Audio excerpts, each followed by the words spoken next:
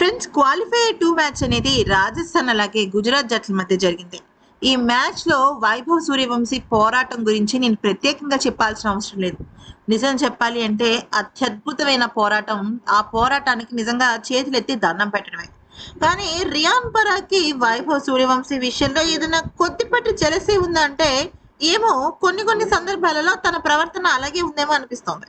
అయితే వైభవ్ సూర్యవంశీ ఏం చేసినా కూడా కొద్దిగా నోరు పారేసుకోవటం, మరీ ముఖ్యంగా నిన్న సెంచరీ మిస్ అయిన తర్వాత వైభవ్ సూర్యవంశీ దగ్గరికి వెళ్ళి గట్టిగా అరుపులు కేకలు వేస్తూ వేలు చూపిస్తూ మాట్లాడుతూ కొద్దిగా శృతి మించినట్టు అనిపించింది. ఆ మాటలు విన్న వైభవ్ సూర్యవంశీ ఇంకాస్త ఢీలా పడ్డాడు. అయితే దీనిపైన కొంతమంది మన భారతదేశపు దిగ్గజాలు కామెంట్స్ చేశారు. దానిలో మొదటిగా సెహ్వాగ్ మాట్లాడుతూ ఏమన్నాడంటే, రియాన్ పరాగ్ ఒక కెప్టెన్ అని నువ్వు గుర్తుపెట్టుకో. అసలు నువ్వు కెప్టెన్ ఇన్నింగ్స్ ఏం ఆడావని ఆ పిల్లోడిని ఆ రకంగా మాట్లాడుతున్నావు.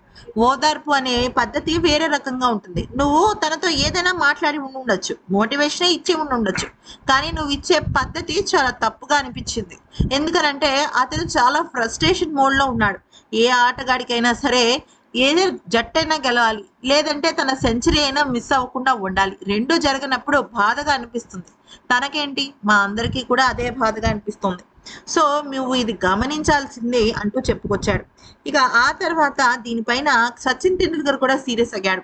నువ్వు కెప్టెన్ గా ఉన్నప్పుడు ఖచ్చితంగా నీ జట్టుకు సంబంధించిన ఆటగాళ్ళందరూ కూడా నీ బచ్చాలతో సమానం.